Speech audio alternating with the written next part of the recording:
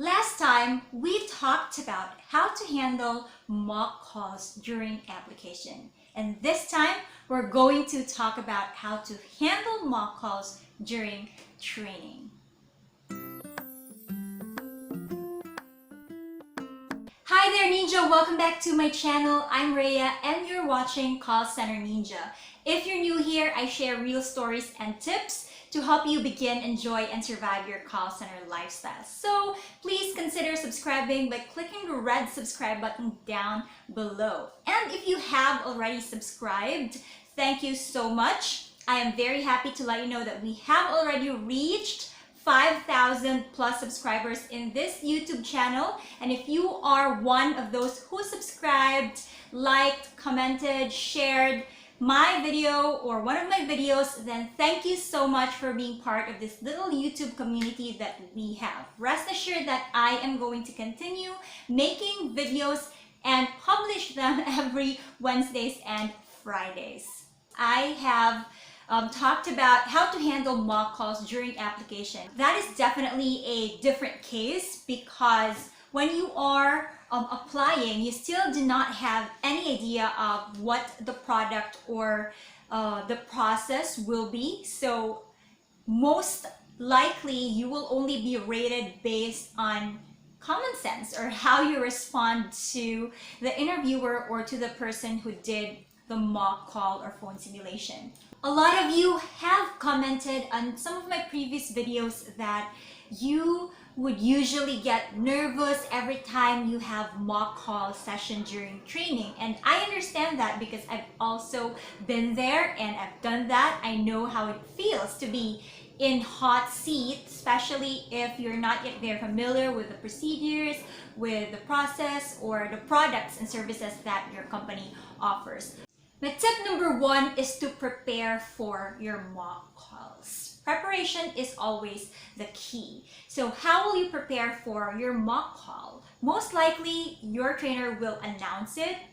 Sometimes your trainer will just have a surprise mock call. But regardless of the type of mock call or whether or not it's graded, you still have to prepare for it. What I usually do is I would take down notes of whatever lessons we had the past few days or the past few weeks, because most likely you'll only cover the lessons that you have already discussed in the past or recently. Okay, those are the only things that you will talk about or you will cover during your mock call, because it doesn't make sense to include things that you haven't discussed yet. So that's one way for you to not be overwhelmed with so many things to remember. You can ask your trainer before the mock call if it's announced, just to make sure that you understand your lessons and just to confirm that you are on the same page. Tip number two is to act as if the mock call is a real call. Even though the mock call is not graded yet, if it's not really graded, you still have to learn how to get used to it. And the only way for you to get used to it is to consider or treat it as if it's a real call. So what are you supposed to do in a real or live call? Case in point, during my past trainings, some of my trainees would usually laugh or giggle. They would usually look at me when we are doing mock calls as if I can provide them the answer when I was acting as their customer.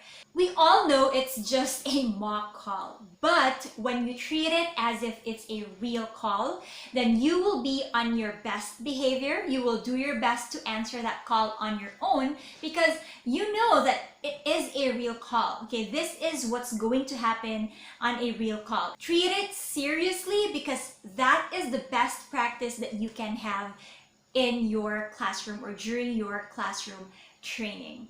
So if you're supposed to place the customer on hold, then follow the proper hold procedure. If you're supposed to provide your opening spiel, your closing spiel, you're supposed to follow the entire call flow that was taught to you by your trainer. Then do it. Tip number three is do your best to relax. I'm not going to tell you to chill because the truth is you will get scared, you will get anxious, and you will get overwhelmed, especially if it's your first time to do the mock call. I know that this might sound contradictory to my previous tip, which is to treat it as if it's a real call. On the other hand, you'd also have to think that it is a mock call, and if you indeed make a mistake on that mock call, you can take it as an opportunity to learn and improve yourself. It's a learning experience. As I always say, the training room is the best place for you to make mistakes because you're likely using dummy accounts or practice accounts. So you always have the opportunity to make things right. Step number 4 is to accept mock calls with all your heart. And why am I saying this? The more you dread mock calls, the more they come to you. So what I'm trying to say is that when you always refuse, although you really can't refuse if your trainer will tell you to do the mock call. But I did have one trainee before who refused to do the mock call. But you know, the more you refuse that mock call, the more you tell your trainer that you're not ready, you're not prepared for it, then you'd always have that chance to be called for the mock call. So what you can do is to just expect that you will be called to do the mock call anytime. And when you have that kind of mindset, you will be more open-minded and you will be more open to that learning experience. And actually, you should be thankful that you have that kind of opportunity. When you have time to do the mock calls in the classroom, take it as an opportunity to learn how to take calls. Number 5 is to ask and accept feedback. Every after mock call, your trainer will likely provide you the things that you did well in that call and the opportunities for improvement. And when that happens, again, do not take it personally because feedback is one of the best ways for you to learn and improve. And so that, again, you will not make the same mistakes in the future or on your next call. So accept it wholeheartedly, and if you have a question about that feedback, then feel free to question why you were given that feedback. Feel free to ask, so what could have I done to make that call better? And of course, most likely you'll also be asked to assess or evaluate your own call. So you yourself should also know what you think you could have done better to make that call or that experience great for your customer on the phone. Whenever possible, you should also try to be proactive in asking for feedback. So say for example, your trainer did not mention something about your grammar or your pronunciation, but you wanted so badly to know more about that aspect of your communication. Then be proactive. Ask your trainer, what about my grammar and pronunciation? How was it? How did I sound over the phone? Was I good enough, or do I need to improve on that aspect? Okay, it is only through asking that you will know exactly what you want to know and what you need to know. And so that's about it for today. I hope you've learned something about this topic. And I tell you, it is okay to be nervous because you will really get nervous. I also got nervous before, and if probably I will apply to a new call center or a new account now, and I'll have my first mock call or my first ever call, I'd also likely be nervous because it's a normal feeling. So don't worry too much about that. Just practice every day and take each day as a learning opportunity. And most importantly, do not think of what other people will say about how you took the call, whether your batchmates or your classmates will laugh at you.